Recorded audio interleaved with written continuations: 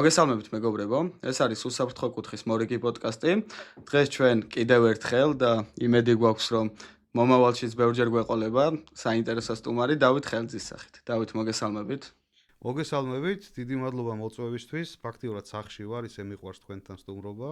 ვიცი, რომ საინტერესო გადაცემა გამოგვივა და ვფიქრობ, რომ დაინტერესებული მსმენელებიც ჩაერთვებიან, ასე ვთქვათ, თავიანთი მოთხოვნილების ამებმა და უკმაყოფილებთ ერთგვარად თავიანთ კითხვებს თუ კი რამე გააჩნიათ, თქვა სხვადასხვა მიმართულების, რაც შრომის უსაფრთხოებას ეხება. ყველას ურჩევდი Safe Corner-ის გამომწერი გახდეს აუცილებლად. და გაიღრმავოს ცოდნა, განათლება, მიმართულება შრომის უსაფრთხოების კუთხით, იმიტომ რომ ეს არის ერთ-ერთი საუკეთესო პლატფორმა, სადაც შეიძლება ძალიან ბევრი ინფორმაცია ააკრიფო და მიიღო ბევრთა და გამოცდილება. მადლობა თქვენ მოწვევისთვის. მადლობა დავით კიდევ ერთხელ შესანიშნავი საქებარი სიტყვები იყო мотиваციის მომცემი. ამ ნოტაზე დავამატებდი იმას, რომ გთხოვთ რომ გამოგვიწეროთ, რადგან სტატისტიკებში ნიკოლოზი არის ამ მიმართულებით და გაგვაცნობს, რომ ძალიან ბევრი ადამიანი უყურებს, მაგრამ რას არ შვება? პროცენტულად იდეაში 65% ჩვენი გამომწერი არ არის მაყურებლების. ეს ნუ სენია YouTube-ზე რა, ხო, უნდა გავზარდოთ. ან თავარია გვიყურებენ, მაგრამ ახლა უკვე იმის განცდა გვაქვს, რომ საჭიროა რომ მეტი გამომწერი ყავდეს, რომ მეტ ადამიანამდე მივაწვდნოთ ხმა.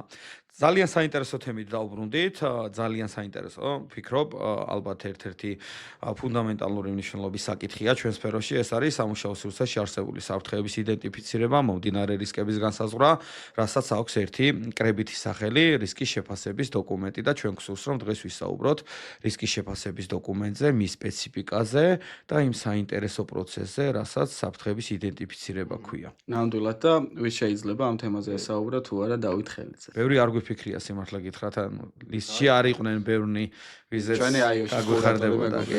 თვით უმეტეს iOS-ში ახალი დასრულებული გვაქვს ავკოში და დავაანონსებ და ვიტყვი, არასარეკლამოა ეს ყველაფერი, რომ უახლოეს პერიოდში იქნება ახალი კურსები ავკოში და ვინც დაინტერესებულია, რომ ან საერთაშორისო დონეზე გაიღრმავოს თავისი ცოდნა, ან დაეუფლოს ამ პროფესიას და გახდეს სერტიფიცირებული შრომის უსაფრთხოების სპეციალისტი და ვინც წინა გადაცემას ნახავს დავითთან, მიხვდება, რასაც საუბრობ, არა ყველაზე მაღალ ანაზღაურებადი, არამედ ყველაზე საპასუხისმგებლო საქმეს დაეუფლოს და საკმაოდ საინტერესო სამყაროში შეაბიჯოს ელის სავკო ყველა დაინტერესებულ პირს ამ მიმართულებით და გადავიდეთ უკვე საფრთხეებზე და რისკებზე. რა ეს ექსპრონტად ჩაიწერა ეს ყველაფერი, მინდა ვთქვა რა. მადლობა დიდი ასეთი დამოკიდებულებისთვის და ზოგადად თქვენი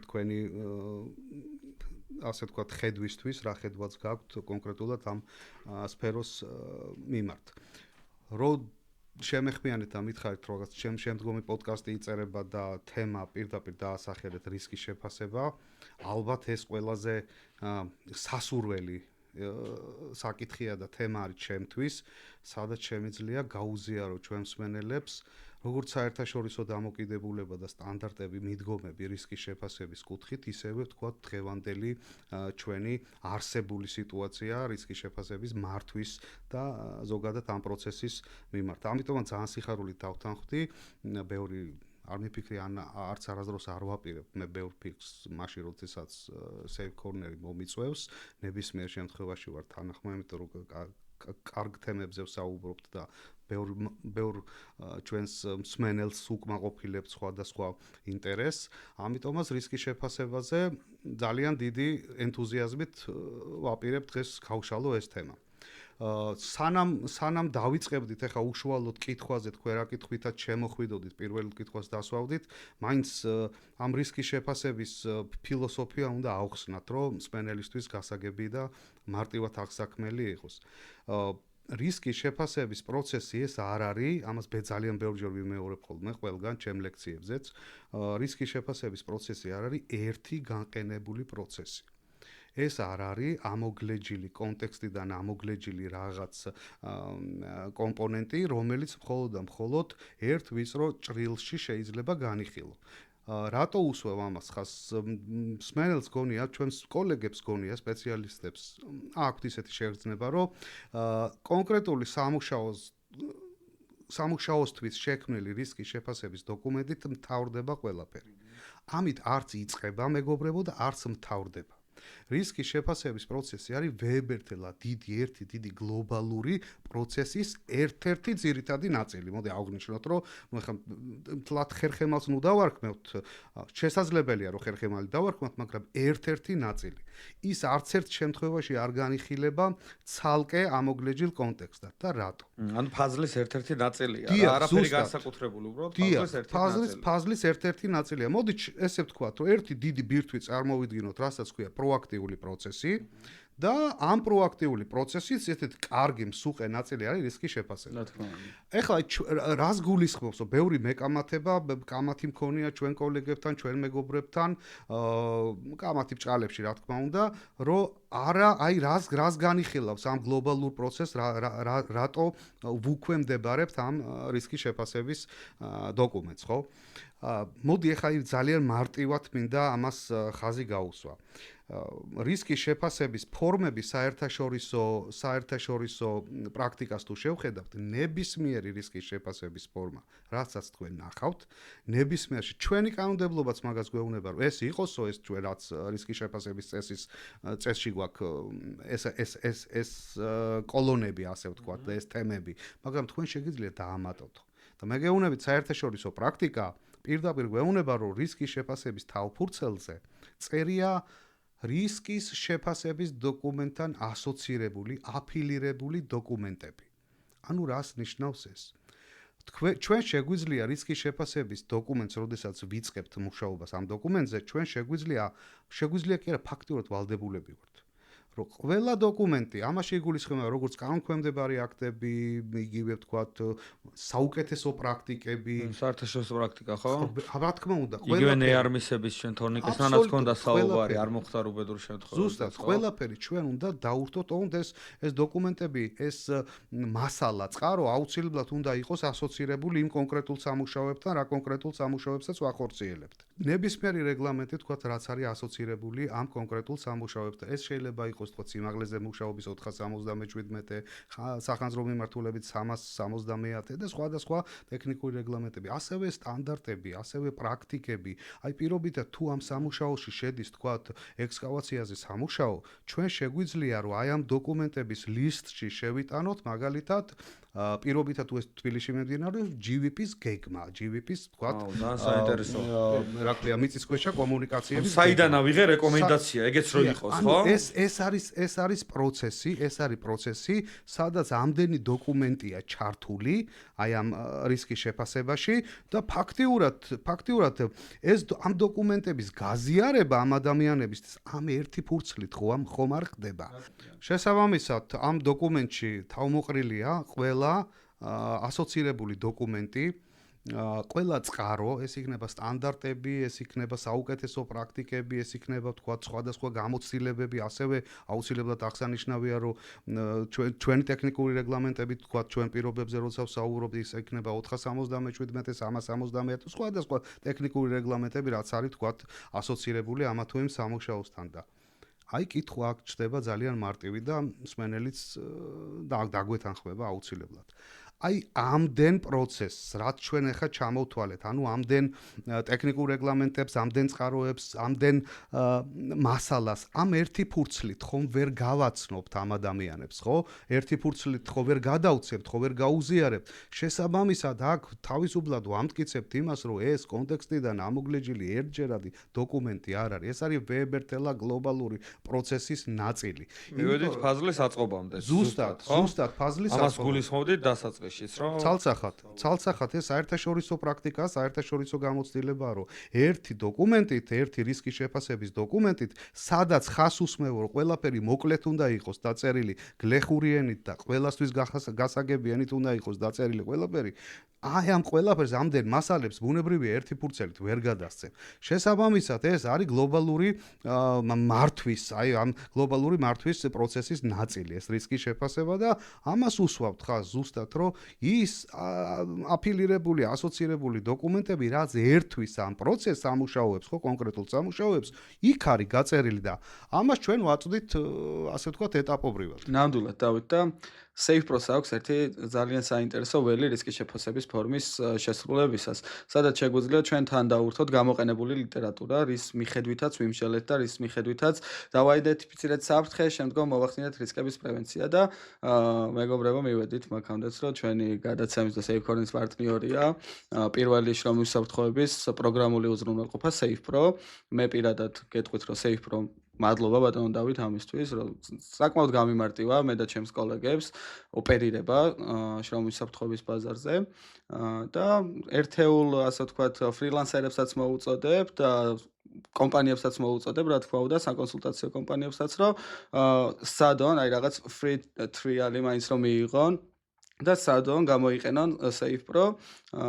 ძალიან დიდარი ლიტერატურაა ლევან Safe Pro-ში და ნუ ამაზე ვიდეოც ჩავწერე მე ძალიან მომეწონა, ჩემთვის ძალიან კომფორტული იყო რა, იცი რომ ხშირად იყო ხოლმე რა დასაწყისში რომ ანუ შეიძლება რაღაცას გაეცინოს, რა ვიცი, გაეცინოს რატომღაც მაცნეში ვერ გავერკვიე კარგად და ეს კონსოლიდირებული ვერსია რატომღაც არ ვიყიდე და ხო იცით ნათურის გამოცვლა რომ არის ხოლმე სახის საჭირო და თვეები რო გადის და ისევ გამოუცვლელია. აი ეგრე დამჩა და რატომღაც ბარიერი ხო შეუქმენი საკუთარ თავს და მე გამიჩნდა ამ ბარიერის გადალახვის შესაძლებლობა, ისიც არასწორი მხრით წავედი რომ თხოვება და ჩამიგდე რა და რაღაცა და აქ რო შედიხარ და პირდაპირ გაქეს ძალიან მე კომფორტულა რა რომ ეს გაქეს ვერსიები რომ გადმოიწერ და რაღაცა და პირდაპირ რისკის წერის დროსაც დაიხმარდა. აი საერთაშორისო დაღიარებული პრაქტიკაა ხო რისკის შეფასების დოკუმენტი, ამას 0115 დროფენიც გვეუბნება რა და ასია საერთაშორისო პრაქტიკაში, იმიტომ რომ საერთაშორისო პრაქტიკოსიც ხარ, ამასთან ერთად წინა გადაცემა ვისაც არ უნახავს მოდი დავტოვოთ ეს თემა და ნახონ და იქ ვისაუბრეთ ამ ყველაფერზე, მაგრამ როგორ არის საერთაშორისო დონეზე? მე ხა iOS-ში გავიარე თქვენთან და ვიცი, მაგალითად, ფინური სახელმძღვანელო წაკითხული მაქვს, ხოთაშორის ინსპექციის საიტზეც ძევს და Safe Pro-s ბიბლიოთეკაშიც ნახავთ, წაკითხული მაქვს. თუმცა არის კიდევ სხვადასხვა საერთაშორისო ორგანიზაციები, ქვეყნები, როგორ არის იქაც მსგავსი პრაქტიკით მიდის სქემა? ანუ არის ეს ფაზლის პრინციპი დაცული, არის ამ რისკის დოკუმენტში გამოყენებული აღქმა, რომ ეს მხოლოდ ნაწილია დამსაქმებლისთვის, დასაქმებულებისთვის, აი როგორ არის, როგორ ესაუბრა? აბსოლუტურად ამაზე მსოფლიოა შეთანხმებული, ეს არ არის გუშინ და გუშინწილ დაბდეც ასე იმპლემენტირებული, რა ქვია, პრაქტიკა, ეს ათეული წლებია, რაც ამაზე მსოფლიო შეთანხმდა, რომ რისკის შეფასების დოკუმენტი ვერ შეიძლება განიხილებოდეს კონტექსტიდან ამოჭრილ ერთ კონკრეტულ, ასე ვთქვათ, პროცესად. ეს არის გლობალური პროცესის ნაწილი.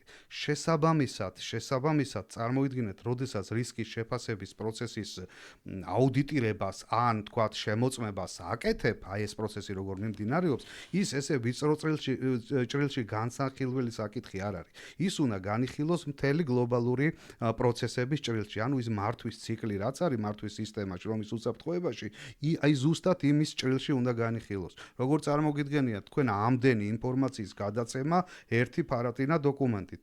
კიდევ ვიმეორებ, რისკის შეფასების დოკუმენტი შექმნილია იმიტომ, რომ კონკრეტული სამუშაო განხორციელდეს უსაფრთხო მანერებით და უსაფრთხო რეჟიმში, რომ ადამიანები არ დაგვიშავდეს, მაგრამ აუცილებლად უნდა იყოს შესაბამისი კრიტერიუმები გათვალისწინებული მისი შევსების დროს. ეს კრიტერიუმები არის, რაც შეიძლება იყოს მოკლე და გასაგები ენით დაწერილი ადამიანებისთვის და რაც შეიძლება ნაკლები ენერგია უნდა დახარჯო ამის გაზიარებისთვის, თორე იქ ჩვენ თუ ჩავდეთ ვეებერთელა ტექსტები და ვეებერთელა ისენი რა ქვია ტომეულები, ბუნებრივია ეს ხო რაღაც კანცელარის დოკუმენტს დაემსგავსება და ის ქმედითი ვერასდროს ვერ იქნება. ამიტომაც რისკის შეფასება შეიქმნა იმისთვის, რომ რთული ერთგვარი ინსტრუმენტია ეს, რომ რამენაირად პროცესი წავიდეს უსაფრთხოდ და ერთ-ერთი ინსტრუმენტი არის რისკის შეფასება, თორე ეს არის პროაქტიული პროცესის ერთი მიმართულება. პროაქტიული პროცესები ხო ვიცით ჩვენ სხვადასხვა გვაქვს, აუდიტი გვაქვს, სწავლება ტრენინგი უნდა დაახმარო, აუდიტი უნდა დაახმარო, ჩეკლისტები უნდა დაახმარო. რა თქმა უნდა. ბევრი რამე არის საინტერესოდ დაგვანახე. მადლობა ამისთვის რისკის შეფასება. ანუ იდეაში სწავლებასთან გათანაბრებულია, მაგრამ თავისი ინდივიდუალიზმი ახასიათებს ისევ როგორც სწავლება ტრენინგის ჩატარებას ჩეკლისტებს. და დავით აი იგივე საერთაშორისო პრაქტიკით რო გაგვიზიაროთ, უნდა ამ საკონტროლო იერარქია, რაც რისკებში უნდა გამოვიყენოთ. როგორი სახის არის, რამით თუ განსხვავდება, აი მაგალითად ხა მე ვისაუბრებ ისე და ნიკოლოზი ისაუბრებს ისე, თითქოს არ გვაქვს გავლილი iOS-ში და სიტყვაზე რაღაცა სხვადასხვა პრაქტიკებიც არ გვაქვს თუნდაც შენგან მოსმენილი და აი რო გითხრა რას დაინტერესებულ ადამიანებს, აი როგორ არის საერთაშორისო პრაქტიკაში საკონტროლო ღონისძიების იერარქია, რამე განსხვავება თუ არის, რამე საერთო თუ არის აი შემცირება, ჩანაცვლება და ასე შემდგომ და კიდევ ძალიან საინტერესო არის კი შეფასების პროცესში ნებართვის სისტემებიც და აი ნებართვის სისტემებზეც რომ ვისაუბროთ. ახლა ჯერ დავიწყოთ რა თქმა უნდა იერარქიით და შემდგომ უკვე პროცედურალურად მივაბათ ნებართვის სისტემები. კი ბატონო. ერთ-ერთი აქტუალური საკითხი ეს იერარქიების საკითხი ჩვენი მაყურებლისთვის და მსმენელისთვის. სპეციალისტებსაც ეს აინტერესებთ დღეს ყველაზე მეტად დავით ამაში აქვს ძირითადად პრობლემა. თავიდანვე შევთანხმდეთ ახლა სულ ყველა რომ რისკის შეფასების პროცესი არის მინიმუმ ესე მაინც შეგვიძლია ვთქვათ რომ ნახევრად სუბიექტური პროცესი. ანუ სუბიექტური დამოკიდებულებები ყველა ვარიანტში იქნება ერთგვარი დომინანტი ამ პროცესში. შესაბამისად, იერარქიის საფეხურები, რასაც ვიყენებთ ხუთსაფეხურიანი სისტემა, რაც გვაქვს, ეს არის პირველი გამორიცხვა, საფრთხის გამორიცხვა, მეორე გვაქვს ჩვენ შესუსტება, ჩანაცვლება, მესამე გვაქვს ინჟინერული კონტროლი, ანუ იზოლირების მიმართულება, მეოთხე გვაქვს ადმინისტრაციული, ანუ პროცედურული მხარე და მეხუთე გვაქვს ინდივიდუალური დაცვის საშუალებები. ხშირ შემთხვევაში, რადგან ჩვენ აპრიორში ვაღვნიშნეთ, რომ ეს არის მაინც სუბიექტური დამოკიდებულებებზე და განცდებზე აწყობილი პროცესი, ყველა ვარიანტში ეს ხუთივე იერარქიული საფეხური რაღაც კვეთებს ერთმანეთში ნახავს. ეს ძალიან კარგადაა გათავისებული მსოფლიოს, ვინც სარგებლობს ამ იერარქიით და რა სიძახიან იცი უცხოელი პარტნიორები ჩვენი რომ როდესაც ხშირი მიმოწერა მაქვს მათთან და ვეუბნები რომ აი ესა თუ ის კონტროლი ვთქვათ ამას გავს აი მაგალითად შესუსტება ძალიან გავს ვთქვათ იზოლირების საფეხურს და მე ცოტა კოკმანო ხო რა ვორჭოფობ რომელია ეხა ესე მოვაჯერების ამბავი მაგალითად 477 ძალიან საინტერესოა მაგ კუთხით. და იცი რა პასუხია? ძალიან მარტივი პასუხი და ეს მინდა მსმენელმაც ნახოს. შესაკრებთა გადანაცვლებით ჯამი არ იცვლება. ეხლა იმათი პასუხის რო არ იყოს, ეხლა ჩვენც ძალიან კარგად ხვდებით ამას, რომ მე თავარია ჩვენ ეს კონტროლები ჩავდოთ პროცესში, თორე ზემოთ დავწერთ, ქვემოთ დავწერთ, თუმცა ეს კარგი პრაქტიკაა, ლევან, ნიკა. ეს არის კარგი პრაქტიკა. ჩვენ წესში გვიწერია, რომ გაითვალისწინეთო ესო და მიიღებითო ასე იერარქიულ საფეხურს. ამით კაფილტროს სწორად მიეწოდოს. ამით გვეუბნება ჩვენ ამას ახლა სწორად საკითხვა უნდა კანონს და ისა რა ქვია, სწორად აღქმა უნდა და მე ინტერპრეტაციებმა არ უნდა დააბნიოს ადამიანები რა. ჩვენთვის თავარია კანონი გვეუბნება, რომ თქვენ ესე იფიქრეთო რა, მოყევითო ესე ზემოდან ქვემოთ, დაღმავალისვლითო, ქვემოთ და აბსოლუტურად ყველა საფეხურისკენ, ფიქრისკენ იყავით მიდრეკილიო, თორე ის რომ ეხა მე ზემოთ იმას დავწერ, IDC-ს დავწერ თუ ქვემოთ, აი კულტურა არ არის, ხა აუდიტორი რო შემოვიდეს პირობითა და გინახოს რაღაც პატარა ძალიან მცირე იმას მოგცემს მაინც. კითხვის დროსაც შეიძლება ადამიანს ჯერ საშუალებებს დაიწყო ლაპარაკი ჩამოხდა, მე ისე უკან დაბრუნდე, ხო? გეხმარება ეს შაბლონი? ეს რო იმის საგანი გახდეს, თქვათ, დაწუნების საგანი, თქვათ, ამ დოკუმენტის ან თუნდაც საჯარიმის საგანი, ეს წარმოუდგენელია. იმიტომ რომ ძალიან მარტივი, ანუ ვამტკიცეთ, უნდა ვამტკიცოთ ჩვენ, რომ შესაკრებთა გადანაცვლებით ჯამი იცვლებაო. ამის მტკიცება სისულელია, ხო?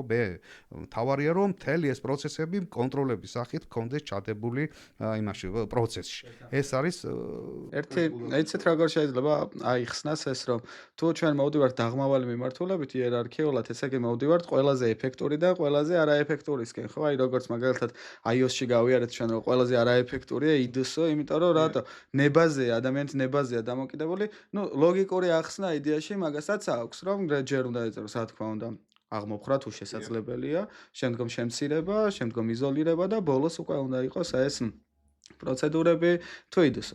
ანუ ამით იმის თქვა მინდა, რომ იდეაში ორივე მხარეს აქვს თავის ლოგიკური ახსნა. კი, შესაკრებთა გადანაცვლებით ჯამი არ შეიცვლება, მაგრამ კი თუ არსებობს რაღაც ისეთი კულტურა, რომელ კულტურაშიც ვართ ჩართული, რასაც რომის უსაფრთხოება ქვია, ჩემი აზრით საკმაოდ მარტივია ის, რომ შემცირების მერე დავწეროთ თუნდაც იზოლირება. ცალსახად ეს კაი კულტურაა, ეს ამას თუ დავიცავ. საერთაშორისო პრეცედენტებიც ხო ჩვენ ამას გვესაუბრება. ცალსახად, საერთაშორისო ისენი რომ ნახოთ ფორმები, რომ ნახოთ, იქ საერთოდ არ არის თქვათ გამიჯნული ერთმანეთისგან, რა ქვია, საფეხური ჩამოწერე იქ დამატებით კონტროლით და შემდეგ რეაგირების ზომები არ არის ესე პირდაპირ. iOS-თან განსხვავებული. iOS-ში ხო სასწავლო ფორმა იყო, ეს სხვათა შორის კარგი ფორმაა და თქვათ დღევანდელ პირობებში მშვენივრად იმუშავა ამ ფორმამ, რაღაც თავისი საქმე გააკეთა, ასე ვთქვათ რა და მე მაინც მაყურებლისთვის რაც ორი სიტყვით შემიძლია ვთქვა, რომ საფრთხის გამორიცხვას როგორ აღიქვავს ხო ჩვენი მსმენელი, ჩვენი სპეციალისტები, ჩვენი კოლეგები პროცესი, რასაც ვარქმევთ ჩვენ საფრთხეს, ჩვენ ეს საფრთხე უნდა გამოვრიცხოთ, ხო? როგორ უნდა გამოვრიცხოთ? აი პირობითად მაგალითად არ ვიღებ თუ საფრთხე მაქვს ხელით მუშაობა, ესე იგი რაღაც სხვა პროცესი უნდა შემოვიდეს და ხელით მუშაობა უნდა გამიქრეს იქ. და ხო, ან თქვათ მექანიკურ, თუმცა მე დიახ, გავს, ძალიან გავს. ამიტომ ვიძახით, რომ ძალიან სუბიექტური დამოკიდებულებები არის ამ პროცესში რა. ხო და ასეთი ხისტი მიდგომით მე ვფიქრობ, მხოლოდ დავაზიანებთ სფეროს და დავაბნევთ ჩვენს კოლეგებსაც. ამიტომ ლოგიკით მივყვეთ მეგობრებო და ამ ლოგიკით ჩვენ უნდა ვნახოთ. ეხლა გამორიცხვა იმას ნიშნავს, რომ საფრთხე, ის კონკრეტული საფრთხე უნდა გამოირჩოთ. თუ მუშაობ კიბეზე და კიბეზე მუშაობა მაქვს საფრთხე, თუ მე კიბებზე აღარ ვიმუშავებ და კიბეს საერთოდ ამოვიღებ ამ პროცესიდან და პირობითად რაღაც ხელის რაღაც ისეთი მანიპულატორი მექნება და იმით შევასრულებ თქვათ ნატურის მოხსნას, ასეთ შემთხვევაში სიმაღლეზე მუშაობა, ანუ კიბეზე მუშაობა მე აღარ მექნება და იქნება გამორიცხული ეს. მაგრამ აღმოვფხრით კუსტარულ კიბეს. ხო, ამ კიბეზე მუშაობა აღმოვფხარით, ჩვენ არ გვაქვს. შესაძლებელია სხვა კონტექსტშიც განვიხილოთ, ხო იცი? შეიძლება სიმაღლეზე სამუშაოები მაინც დამრჩეს მე, მაგრამ მე კონკრეტული საფრთხე ვთქვათ, აი კიბის გამოყენება, ის ხო კონკრეტული გამიჯნული საფრთხე მაქვს, ხო?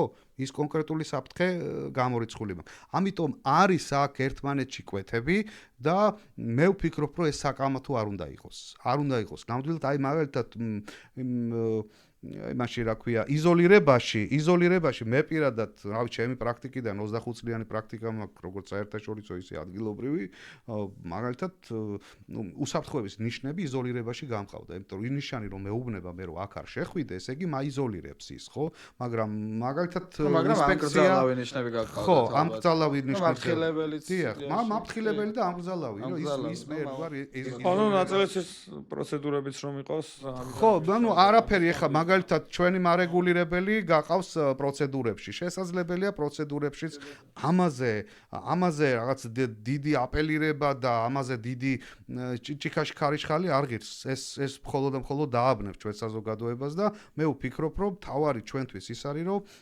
კონკრეტული კონტროლი, რაც იქნებ რომელ საფეხურსაც მივაკუთვნებთ, ის იყოს ადეკვატური და ასე ვთქვათ, უსაფრთხოების გარანტი, ერთგვარი გარანტი, პანაცეა არავინ და არაფერი არ არის ამ ქვეყანაზე. შესაბამისად, ისიც უნდა გავითვალისწინოთ ჩვენ, რომ ნარჩენი რისკი მუდმივად გრჩება ჩვენ. ხო, იმიტომ გრჩება მუდმივად ნარჩენი რისკი, რომ მუდმივად ვიყოთ ტონუსში და სასწავლო პროგრამებში ჩვენ ვასწავლით იმას, რომ ნარჩენი რისკი, ანუ მწვანე ზონაში მოხვედრა ნიშნავს იმას, რომ მუდმივად აკონტროლე, მონიტორინგი გქონდეს, რომ შეინარჩუნო ეს ზონა. და ეხლა რაღაც დაგვემატა კიდე ერთი კოლონა დიდად ეხლა დიდი დისკომფორტი კი არ არის მაგრამ იქ ფაქტიურად იმ კოლონაში ნარჩენი რისკის მერე მოდის ეს კოლონა კიდე გასატარებელი ზომები რომელიც სიმართლე გითხრათ არაფრის თქმელი არ არის ისედაც ისწავლება ეს სასწავლო პროგრამებში რომ მწვანე ზონაში როდესაც ხარ აუცილებლად იქ უნდა აკონტროლო ეს და შესაბამისი მონიტორინგი უნდა იმიტომ რომ ალბათობა მაინც გაქვს დიახ ხო ნუ რაღაცა განსხვავებული იყო ცოტა განსხვავებული iOS-ის ფორმა იქ არ იყო ეს გრაფა აქეთ და პირიქით ანუ ჯერ წერდით და მე ვღებულობდით უკვე ნარჩენებს თუმცა შენ თქმის არ იყოს დაგესესხები დიდად პრობლემა არ არის რომ იყოს ეს გრაფა და ხო ნუ დავწერთ რომ ნარჩენი რისკი უნდა კონტროლდებოდეს შეიძლება იქ რაღაცა მე ვიხმარ ხოლმე მაგ გრაფას რომ წერ ვინ უნდა აკონტროლოს როგორ უნდა აკონტროლოს რაღაც შეიძლება ანუ ბევრი რამე შეიძლება რომ რაღაცნაირად შეიძლება გამოიყენო თავარია შენი თქმის არ იყოს ისევ რისკის შეფასების დოკუმენტს მაგალითად მე აღვიქვავ მშენებლებთან იგივე სამშენებლო ობიექტზე ვაიგივებ ხოლმე გეოდეზიურ დასკვნასთან რომელიც გვეუბნება ნიადაგის შესახებ ინფორმაციას გვაწვდის სტანდარტს გვაწვდის კონკრეტულად შეიძლება CP იყოს შეიძლება GOST იყოს შეიძლება საერთაშორისო იყოს ევროპული სტანდარტი როგორ უნდა გაკეთდეს ხიმინჯი მაგალითად ან არქიტექტურაში ხა შეიძლება არქიტექტორმა მოგცეს კონკრეტული ნახაზი და გითხრას რომ ეს ესეთი უნდა იყოს საბოლოო დანიშნულება უნდა კონდეს დიზაინურად აი ეს მაგრამ როგორ გააკეთებ მშენებლისთვის ხო არ აქვს მნიშვნელობა არქიტექტორისთვის ხო არ აქვს მნიშვნელობა რა ალტერნატივები აქვს რა მასალა გამოიყენოს კენაკალეურს მიანიჭოს უპირატესობა ტრუბო კვადრატს მიანიჭოს უპირატესობა შუშა კარბონატის იყოს სხვა მასალის იყოს აი იგივენაირად არის რისკები და თქვენთან საუბარმაც ეგ დაგვანახა ეხლა რეალურად და ვფიქრობ მაყურებელსაც რომ ერთ-ერთი ფაზლის შემადგენელი მყარი ინდივიდუალურად რო განვიხილოთ უნიკალური, მაგრამ მასშტაბურ დონეზე რო განვიხილოთ ერთ-ერთი რიგითი ჯარისკაცია, ხო, ეს რისკის შეფასება რა და საბოლოო ჯამში როგორც მივხვდი, მთავარი და მივხვდი ადრეც, მაგრამ ეხლაც კიდევ ერთხელ გავითავისეთ, რომ ამ რისკის შეფასების დოკუმენტს მთავარი მუღამი ბჭყალებში აქვს სიმარტივე, ხო? აბსოლუტურად. ის თუ გავართულეთ ჩვენ ის თუ გავართულეთ ის ხელმისაწვდომი არ იქნება არავისთვის. და ის სიმარტივეზეც ბოდიში დავასრულებ, კიდე ერთი კითხვა მაქვს თანდევი, რომ თუ მარტივია, ესე იგი მარტივად გასაცნობია და ძალიან მაინტერესებს საერთაშორისო პრაქტიკაში როგორ აკეთებდით რისკის შეფასების დოკუმენტის გაცნობას დასაქმებულზე. აი რა ფორმით პირდაპირ ფორმას ასწავლიდით თუ როგორ არის? აი კითხვა ლევან, ეს არის აქილევსის ქუსლი დღევანდელ ჩვენ რეალობაში. და გავაკეთეთ კარგი დოკუმენტი იმას არ ნიშნავს, რომ ის არის იმპლემენტირებული. იმპლემენტაცია რას ნიშნავს, რომ ამის გაზიარებას ვახერხებთ ჩვენს. ჩვენ თუ ებერთელა დიდი რისკის შეფასების დოკუმენტის შევქმნით, იმის გაზიარება წარმოუდგენელია ხალხისთვის. ჩვენ იმიტომ ვთქვით და იმიტომ ვახსენეთ, რომ მთელი ეს პროცესები, თქვათ, იგივე ტრენინგები გვაქვთ. აი ჩვენ ხო ვწერთ არსებულ კონტროლში, ხო გვაქვს ეს კოლონა. აი უყურეთ ახლა რას გაუსვავ, რას უსვავ ხაზს. არსებულ კონტროლში ჩვენ გვიწერია, ძირითადად წერთ ხოლმე ალბათ პროცედურულ მხარეს, ტრენინგებს, ხო, რა დოკუმენტაციას, ინდივიდუალური დაცვის საშუალებებს. თუ რამით ვამაყობთ, რომ გავაკეთეთ ლევან, ეს არის პროცესი, ხო? ეს არის პროცესი. მე მაგ ციკლი, მართვის ციკლი ამ კონკრეტულ ორგანიზაციაში და აი ამ პროცესით მართავ ჩემს სამუშაოებს. შესაბამისად, არსებულ კონტროლში თურმე მე პროცედურებს, ტრენინგებს, თქვა იქ სხვადასხვა შეიძლება იქ დანადგარები მაქვს, სხვადასხვა მოძრავი ტექნიკა მაქვს და თურმე იმის პასპორტებიც მაქვს, იმის ქარხნულობის დამადასტურებელი პასპორტები და ესეც მიდევს ამ იმაში რა ქვია დოკუმენტებში და ეს ყველაფერი ხო გაზიარებული მაქვს. მე ეს ერთ დღეში ხო არ ხდება. ეს ხო ციკლია, ჩემი ცხოვრების ციკლია, ჩემი კომპანიის ცხოვრების ციკლია და შესაბამისად ამას აზიარ. უყურე ლევან რა ხდება? რაზეც ვაკეთებ მე ახლა რისკის შეფასებას. ძირითადად, ხო, ფაქტიურად. აი ამ დაგროვებული, აი ამ კოლონაში არსებულ კონტროლებში დაგროვებულ კოლონაში, რასაც წერ და ასევე წეღა როგორც ვაქცენეთ, თავში ჩვენ აპრიორშივე თავფურცელზე წერთ სხვადასხვა ტექნიკურ რეგლამენტებს და ასოცირებულ დოკუმენტაციას, რაც თქვა ამ კონკრეტულ სამუშაოსთან არის დაკავშირებული, ამ ინფორმაციას მე ამ ხალხს ისედაც მთელი ამ სამუშაო ციკლის მანძილზე ვაწვდი. ფაქტიურად რისკის შეფასების 50-60 შეიძლება მეცაც პროცენტს მე ამას მთელი ჩემი ცხოვრებისეული სამუშაო ცხოვრებას გულისხმობ. ხო, პროექტის სიცოცხლის ხანგრძლივობას რა. საოპერაციო ციკლს გულისხმობ. ხო.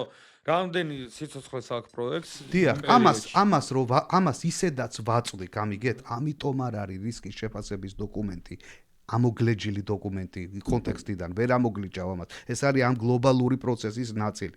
ხოლო რისკის შეფასებაში ჩვენ რო ვიძახით, რომ მოკლედ დაიწეროს ყველაფერიო. ეს ის მოკლედ დაწერილი მხოლოდ და მხოლოდ ძირითად საფრთხეებზეა ლაპარაკი. აი ქვესაფრთხეებიც კი შეიძლება, ასე ვთქვათ, ერთ კალათაში მოათავსო და იმას ქნა რა ქვია, გაუზიარო. ამიტომ აი მხოლოდ და მხოლოდ ეს მოკლედ ჩაწერილი ძირითადი საფრთხეები, რაც შეიძლება აი ამ დიდ ციკლში, რაც ჩავატარეთ ჩვენ იმ ხალხს, თქვათ, ან დაავიწყდა, ან გამორჩა, ან ჩვენ კონკრეტულად ამ სამუშაოსთვის დავაწესეთ, აი ეს უნდა გააზიარო ძალიან მარტივად. ზუსტად 10-15 წუთი ის საკმარისი იყო, რომ ეს მოკლე ის გაგეზიარებინა ჩემ პრაქტიკაში, როდესაც მე BP-ში მუშაობდი. თუმცა, როდესაც იწერებოდა რისკის შეფასება და ამას ან ჯგუფთან წერდით, რაღაც ანდი ჯგუფთან, ამ მცირე ჯგუფთან, როდესაც წერდით ამას, ის მერე ჩვენ დიდ თათბირი ტარდებოდა და ამ თათბირზე უზიარებდით, თქვათ, უფრო მენეჯერულ პოზიციაზე, სუპერვაიზინგი.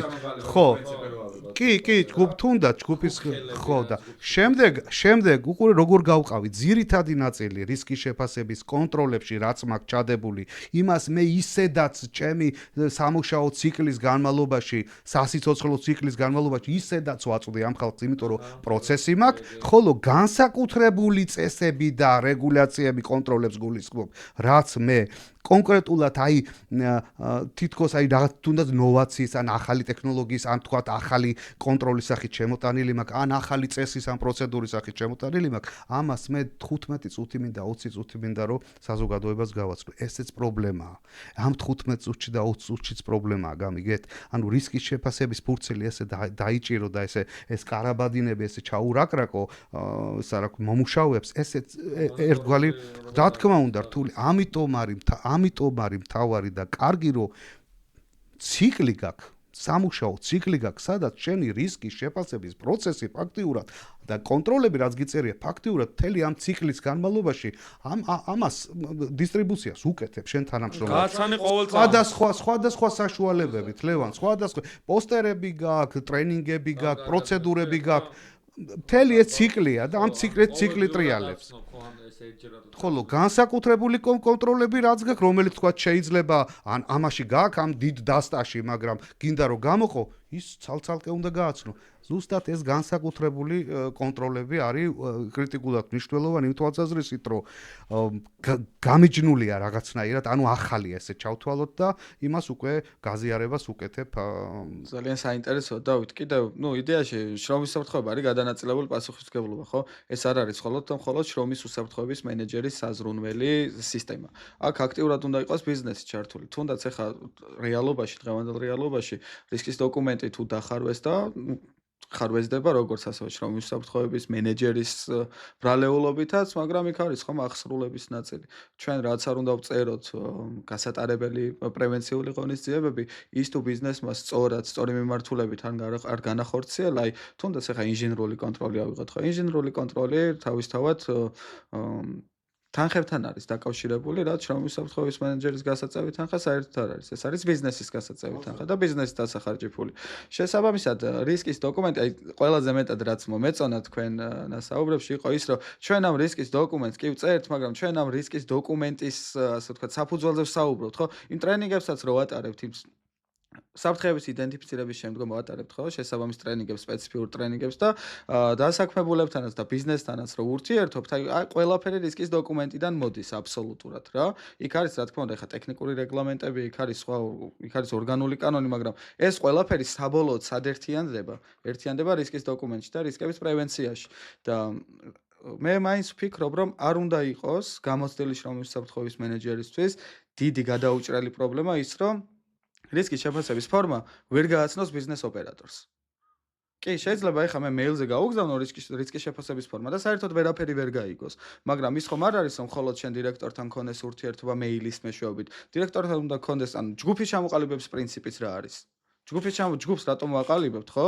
რისკის შეფასების ფორმაში მაგალითად რატომ არის პასუხისმგებელი პირები გამოყოფილი? იმიტომ რომ ეს არ არის მხოლოდ შრომის უსაფრთხოების სპეციალისტის გადასაწყვეტი, ხო? აქ არის ტექნიკური მენეჯერი, აქ არის ცვლის უფროსი, აქ არის დირექტორი და ეს ყველაფერი მიტინგებზე უნდა ლაგდებოდეს, რა.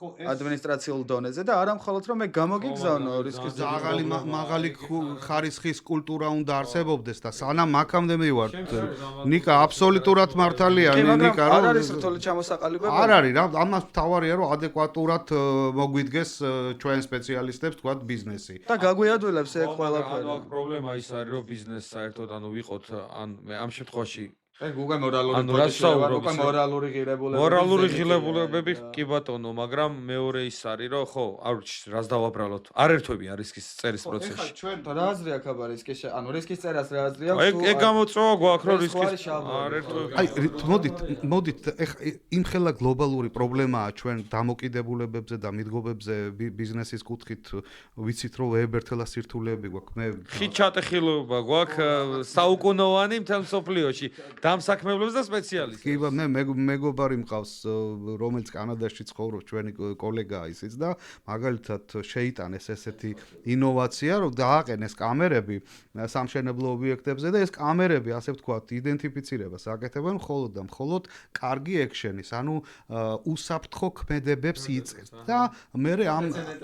და მე ბიტკოინები ერიცხებათ ხელფასებზე ანუ იმხელა პრობლემები დაახლოებით ანუ იმხელა პროგრამებია წამახალისებელი ჩადებული რა ქვია წარმატებულ ქვეყნებში რომ ადამიანები იყვნენ მიდრეკილი უსაფრთხოებისკენ რა ერთი შეხედვით ეხლა იტყვის რომ ჩემზე მეტათო შენ ფიქრობ ჩემ უსაფრთხოებაზე შენ ჩემი თავზე მე როზრუნაო ისე ხო შენ ხო მე ნიკამ ისაუბრა ეხლა ძალიან ისეთ საკითხებზე რა ძალიან გლობალური და რთულად გადასაწყვეტია, მაგრამ რადგან ესე მაინც ვიწრო ჭრილში დავჭით და ჩვენი მსმენელიც ძალიან ორიენტირებულია რომ რისკის შეფასების ფორმა მართოს, ასე თქვა და პროცესი მართოს, მოდი ისე დაუბრუნდეთ ნიკა ჯობია, იმიტომ ძალიან გლობალური თემაა ეხლა. ცალკე შეგვიძლია გავაკეთოთ. საფრთხეები ვახსენეთ. ხშირ შემთხვევაში შემხვედრია საფრთხეების, ასე თქვა, სტატუსის ქვეშ ისეთი ფაქტები, ისეთი თქვათ მოვლენები, რომელიც საფრთხე არ არის. არის დევიაცია. ან შეგვიძლია ვთქვათ დარღვევა. იმის საფრთხის ეგრე საფრთხე ყველაფერია, ხო, ჩვენ შეგვიძლია საფრთხე ყველაფერი ვაღიაროთ, მაგრამ რისკის შეფასების დოკუმენტში აუცილებლად უნდა გავმიჯნოთ ერთმანეთისგან დევიაცია, ხარვეზი და კონკრეტული საფრთხე, რომელიც თქვათ რელევანტურია იმ კონკრეტული რისკის შეფასების პროცესისთვის. მაგალითად, რას გულისხმობ მაყურებლისთვის რო იყოს გასაგები, დაზიანებული კიბე დაზიანებული კიბე ისედაც ვიცი საფრთხეა, მაგრამ ეს რისკის შეფასების ფარგლებში, აი ამ ფარგლებში ამის საფრთხეთ წარმოჩენა არის ფიქრობ პროცესის გამრთულებელი და არაფრის მომცემი, იმიტომ რომ მე კიბეებზე ისედაც მაქვს შესაბამისი კონტროლები ჩადებული იქ და ხო, ან თქვა რა ქვია, დაზიანებული კიბე ტერიტორია მოაჯირების გარეშე დაზიანებული საუცველი გარე პერიმეტრი რეალურად ხო იცი თვითონ ფორმულირება საფრთხის ფორმულირება არის არასწორი იმიტომ რომ ეხლა ჩვენ საუბრობთ პროაქტიული პროცესის ერთ-ერთ მიმართულებაზე რომელიც არის ინსპექტირება სადაც ეს დევიაციები და ეს ხარვეზები უნდა იყოს ჩაყრილი ამაში ანუ ინსპექტირების საგანია ეს და არა იმისი გატეხილი ის არა ქვია როზეტი პირობითად რისკის შეფასებაში როგორ შეიძლება გატეხილი როზეტი შევიტანო, როცა შეიძლება ხვალ გამოვიარო და ეს როზეტი შეკეთებული იყოს, ან საერთოდ აღარ იყოს იქ. რისკის შეფასება არ უნდა გახდეს ესეთი იმისი, რა ქვია, დაწვრილმანებული იმისი დევიაციების საგანი. რისკის შეფასება არის მძიმე, კონკრეტული, მოკლე აი მძიმე კონკრეტული რას ვიცას, ანუ მძიმე ყველაზე მთავარი საფრთხე გამოკვეთილი, ის აუცილებლად უნდა იყოს კონკრეტული და სწორად ფორმულირებული სიმაღლეზე მუშაობა, დავწერე. რა არის საფრთხე, რას მეუბნება, სიმაღლეზე მუშაობა რა, თუ არ დავწერე, რა სიმაღლეზე მუშაობ, პლატფორმაზე ვდგევარ, ხარაჩოზე ვდგევარ, დაკიდებულ პლატფორმაზე ვარ. ხო, ზოგადი არ უნდა იყოს. არა, აუცილებლად აკონკრეტებული უნდა იყოს და კონკრეტიკა მიწოდებული უნდა იყოს. სიმაღლეზე მუშაობა მართლა რა გავიყვეთ, ანუ უნდა დაიწეროს იდეაში, ხო, კედლის საფასადე სამუშაობის პროცესი თვითონ უნდა დაფიქსირდეს. რისკის შეფასება, მაგას გულისხმობ, რომ ზუსტად იცოდეს, იქ მეფასადებ რომ ამას ეხება, თუნდაც სალსახად მე იქ უნდა ჩამოვწერო აუცილებლად, სალსახად. ან მარტივად რო თქვა, საფრთხეს დავადმე სულ ჩემ ლექციებზე, ამ ტერმინოლოგიით გავდივარ ფონს, რომ საფრთხეს დავარქვათ სწორად სახელი. სიმაღლეზე მუშაობა აუცილებლად ჩავშალოთ. ხარაჩოზე თქვა, შეგვიძლია ვთქვათ, ეს საფასადე ხარაჩოა, ის არის რა ქვია, სივრცული ხარაჩოა, მობილური ხარაჩოა, ეს უნდა დავაკონკრეტო ყველა. სხვადასხვა ალბათობაცაა. ხო, დავით, ეხა საფასადედან ვარდნა კი და მობილურიდან ვარდნას ორივე შეიძლება ერთი რისკი გარდაცვალება ქონდეს, მაგრამ დაზიანების ტიპები, რავი, დამეთანხმებით რო განსხვავდება. ცალსახად უყურეთ, როგორც კი ჩვენ კარგად დავარქმევთ სახელს საფრთხეს. ჩვენ რო კონტროლს ვნიშნავთ, მაპატიეთ ეხა გადავხდით. კონტროლებს რო ვნიშნავთ, კონტროლმა საფრთხეს კი არ უნდა უპასუხოს. საფრთხესთან ასოცირებულ რისკებს უნდა უპასუხოს, ხო? ხომ ასეა? თითო საფრთხეს მოყვება ერთი ან რამდენიმე რისკი. ანუ მე ეს კონტროლები რაც მაქვს დანიშნული, ეს კონტროლები აბსოლუტურად სულ ყველამ უნდა უპასუხოს ამ რამდენიმე რისკს, თუ რამდენიმე რისკი ასოცირებული იმ კონკრეტულ საფრთხესთან. ადეკვატურად რისკებს ვამცირებ მე, ხო? და ადეკვატურად მე ავტომატურად მაპატიეთ, მე ავტომატურად საფრთხეს ასე ვთქვათ ხო, ორი გამოწვევა ალბათობის დაწევა და რისკის დონის რა, ხო, ყველას რაღაც ახალი საფრთხეები არ უნდა მოვიგოთ. საფრთხეების შემცირება არასწორი ტერმინია. ჩვენ ხშირად ვიყენებთ ამას, სპეციალისტები ვართ და ჩვენებიც კოლეგებიც ხშირად იყენებენ, მაგრამ არასწორი ტერმინია. საფრთხეს არ ვამცირებ ჩვენ. საფრთხე როგორი შეიძლება? საფრთხეა ჩემი მოცემულობა. ჩემი აი მოცემულობა ხელის გურძე რა სიმაღლეზე მუშაობას ვამცირებ? არა, მე ვამცირებ მასთან ასოცირებულ რისკებს. ამიტომ სულ ვთხოვ ხოლმე ჩვენ მსმენელებს. ალბათობასთან შედეგს ვამცირებ. მე სულ ვთხოვ ჩვენ სტუდენტებს, რომ როგორც კი საფრთხეს გაუკეთებთ იდენტიფიცირებას, იქვე ჩამოწერეთ რა, ქვემოთ მასთან ასოცირებული რისკები, იმიტომ რომ მე რა კონტროლებსაც თქვენ დანიშნავთ ბოლოს, ხო? ის უნდა წამოიღოთ და უნდა ნახოთ თუ პასუხობს ამ რისკებს. საფრთხეს უკვე თავი დაანებეთ, ის კონკრეტული საფრთხე კაი ფიქსირებული გვაქვს. იმასთან ასოცირებული რისკები, რაც არის, იმას უნდა პასუხობდეს და ძალიან მარტივად მიხვდებით. თუ იმას რა ქვია, სახელს კარგად ვერ დავარქმევთ, ანუ საფრთხეს კარგ ფორმულირებას ვერ გავაკეთებთ, შესაბამისად შეიძლება რომელიმე რისკი გავმაზოთ. გამიგე? იმან ხო შეიძლება ერთი ან რამდენიმე რისკი კონდეს, ხო? შეიძლება ორი უკვე რა ქვია, დავაიდენტიფიციროთ, ან შეიძლება რომელიმე გავმაზოთ. შევხედრ კითხვასაც მოგაშველებ რა, რომ გავრცელება მოხდეს ამ თემის რა. ერთი კრიტიკული რისკის აღმოფხვრა ჯობია იმის სანაცვლოდ, რომ მივიღოთ 5 არსებითი. ანუ აი გვაქვს კრიტიკული საფრთხე, შეუსაბამობა და მისი აღმოფხვრისთვის ყველაფერზე წასვლა ღირს, თუნდაც იმის სანაცვლოდ, რომ მივიღოთ 5 შედარებით ნაკლები საფრთხე.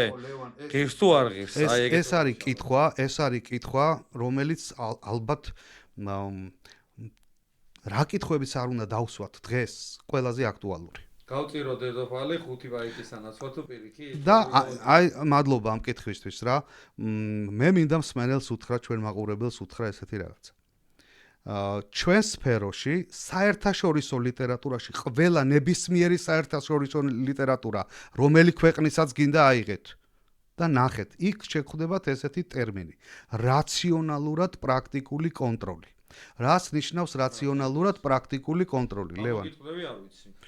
რას ნიშნავს რაციონალურად პრაქტიკული კონტროლი? იმ შემთხვევაში თუ კი მე რაღაც პირობების და გამო რისკის შეფასების პროცესში მიწევს ერთგვარი კონტროლის დაწესება, რომლის ანალიზის შემდეგაც ეს კონტროლი მე გადამექცევა ახალ საფრთხეთ, ის არ არის ჩემთვის რაციონალურად პრაქტიკული კონტროლი. რაციონალურად პრაქტიკული კონტროლი ნიშნავს იმას, რომ მისი რაციონალურობა გამოკვეთილია იმაში, რომ ეს პასუხობს როგორც დამკვეთის, ანუ ბიზნესის რენტაბელობას, ფულს, ხარჯს, ისევე ზღუდავს, ასე ვთქვათ, იმ რისკებს, რაც ემუქრება ჩვენი მომუშავის სიცოცხლეს და ჯანმრთელობას. ანუ მაგათი ბალანსი არის ტოლი. ესეც ცალსახად შრომის უსაფრთხოების სფერო არ განიხილავს, რომ მე გინდა თუ არა უნდა დავნიშნო ეს ფიქსირებული კონტროლი, რომელიც შესაძლებელია თავისუფლად მე გადამექცეს სხვა საფრთხეთ, გამიგეთ? კონტროლი გამექცეს, სტატუსი დაკარგოს კონტროლის და გადაიქცეს სხვა საფრთხეს, რომელმაც შეიძლება მე მეტი უბედურება მომიტანოს მე. ეს არ არის რაციონალურად პრაქტიკული კონტროლი. ანუ რაციონალურად პრაქტიკულობის ცნება სამწუხაროდ მე არ ვიცი სხვა სასწავლო ცენტრებში რა ხდება, მაგრამ გრძნობ რომ რაღაც ბევრ შეუხვედრი ვარ და ეს ტერმინები არადა ეს არის ესეთი key ტერმინები რა, ძალიან მთავარი ტერმინები. დიახ, ანუ მე უყურეთ როგორ არის, მე თუ ორგანული კანონი გვეუბნება, უყურელევან ორგანული კანონი გვეუბნება, რომ ვალდებული ხარო, ყველა რისკი კონდეს შეფასებულიო. შენო როგორც ბიზნესო, აბსოლუტურად ყველა რისკი კონდეს შეფასებულიო. შესაბამისად, საფრთხეებსაც გულისხმობს, ხო, საფრთხე და მე ასოცირებული რისკები. ეს იმას ნიშნავს, რომ მე რაღაც კონტროლი დავნიშნო, ან ვიღაცის ხუშტურებზე დავნიშნო, ეს კონტროლი ვიღაცა მითხრა, იქ თქვა პირობითად პრარაბმა მითხრა, ან თქვა კოლეგამ მითხრა, თუნდაც მარეგულირებელმა მითხრა. და მე ვერ დავწონო სწორად და ის გადამექცეს მე ახალ საფრთხეთ და მე იმან გამოიწვიოს რაღაც ისეთი შედეგები, მძიმე შედეგები, მე ვალდებული ვარ, რომ ეს ტვირთი, რა ტვირთსაც ეხლა რა ტვირთზეც ვსაუბრობთ, ეს დავამტკიცო.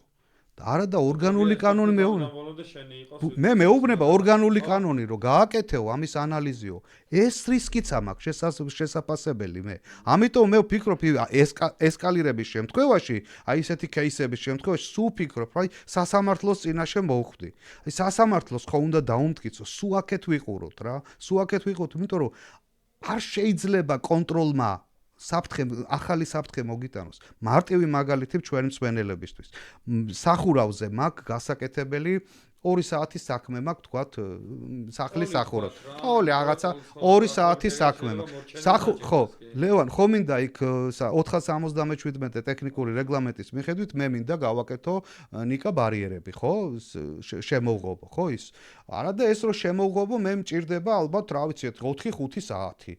რომ ანალიზს უკეთებ. 4-5 საათი, ესე იგი უნდა ჩავაბა. შემოღობამ ტოლთან არც გაამართლოს, იმიტომ რომ ტოლი ხო ვინც არის ის. ხო, ნუ ტექნიკურად, კი ბატონო, მარტივად წავიდეთ, მარტივად. ანუ რა მინდა მაყურებელს უთხრა რა. არ გავაკეთებ იმას 477 ტექნიკური რეგლამენტი კი მეუბნება რომ გააკეთეო შემოღობაო, მაგრამ არ გავაკეთებ ამას, იმიტომ რომ არ არის ჩემთვის ეს რაციონალურად პრაქტიკული კონტროლი. ასეთ შემთხვევაში, იმიტომ რომ ეგ რო გავაკეთო, მაინც უნდა ჩავაბა ბიჭები, 5 საათი ვამუშავო და ეს ღობე ვაკეთებინო და მე წარმოიდგინე 2 საათი უნდა იმუშაოს ის რაც უნდა შეაკეთონ და რა ქვია 2 საათის მერე ესენი კიდე უნდა მოიხსნას. ანუ მეტი საფრთხეა, გამიგეთ? კონტროლი აბსოლუტურად. ასევე იზოლირების კუთხით წავიდეთ, ლევან. მე შესაძლებელია, რომ რაღაც თქვა პირობითად რაღაც მისასვლელი ადგილებია, სადაც მეუბნებიან რჩევას, რომ მოდი ეს ამოქოლე რა, აქედან არ შეუშვი. არ ამოვქოლავ ამას. იქნებ სხვა კონტროლით ვაკონტროლო, იმიტომ რომ ბიზნესი მეუბნება ეს რო ჩამიკეტო ეს კარები, მე ოპერირებაში პრობლემები მაქვს. იმიტომ რომ კარგავ პირობითად დროს კარგავ, ასევე ამ ადამიანებს რომ ამოუქოლო ეს კარები, ხო, შესაძლებელია რომ მეტ ჯაფას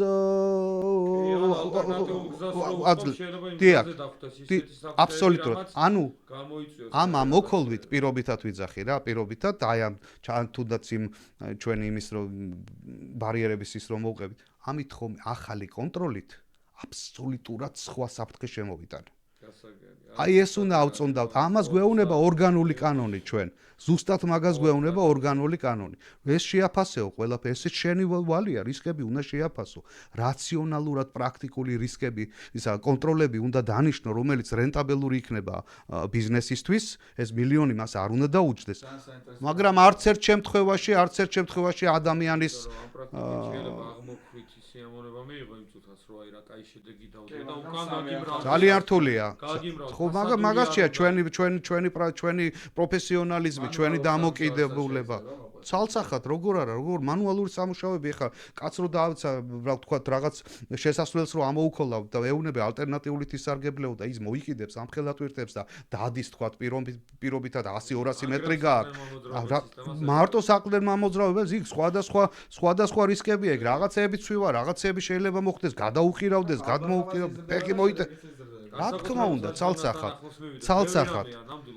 ამიტომ არის რა ძალიან სკრუპულოზური ის არის რა შეფასება, მაგრამ არც ერთ შემთხვევაში ეს არ უნდა მივიღოთ ისე რომ რაც კონტროლით ჩვენ გავთიშოთ, თქვათ იმის ხარჯზე რომ ადამიანს სიცოცხლეს და ჯანმრთელობას თქვათ რაიმე ისე ემოქრებოდეს, საფრთხე ემოქრებოდეს, მაგრამ ისიც როგორ თქვით, არც სხვა ადამიანებზე დავივიწყოთ, რომლებსაც შესაძლებელია იმ ახალმა, მან რა ქვია, საფრთხე იმათ სიცოცხლეს დაემოქროს რა. დავით, შეჯამებისკენ წავიდეთ.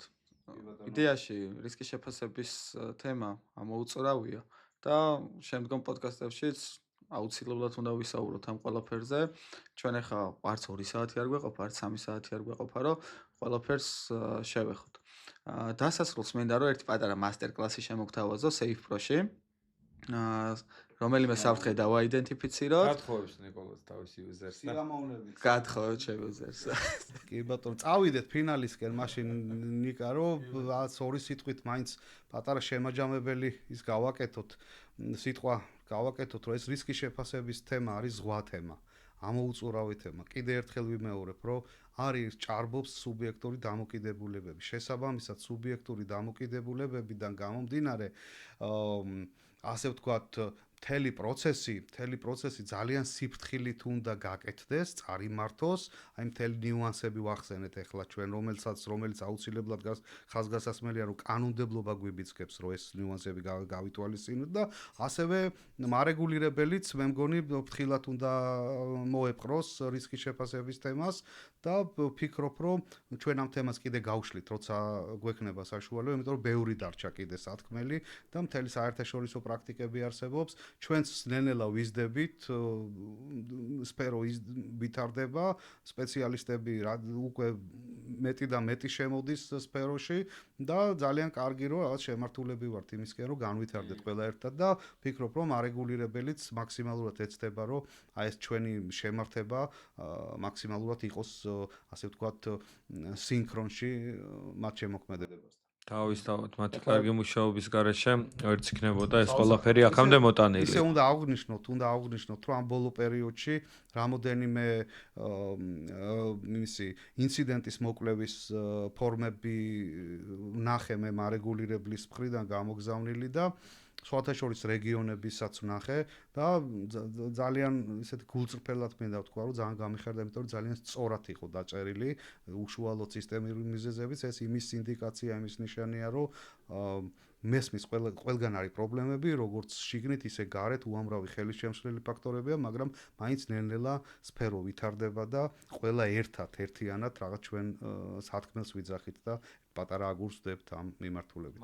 ახლა სიამოვნებით შემოგთავაზებთ იმ პატარა რისკის შეფასების ნაწილს, რომელიც Safe Pro-ში კეთდება უმარტივესად და რომელიც ძალიან ბევრ სინათლეს შემოიტანს თქვენ შემოქმედებაში. დასასრულს ძალიან დიდი მადლობა დავით საინტერესო მასტერ-კლასისათვის.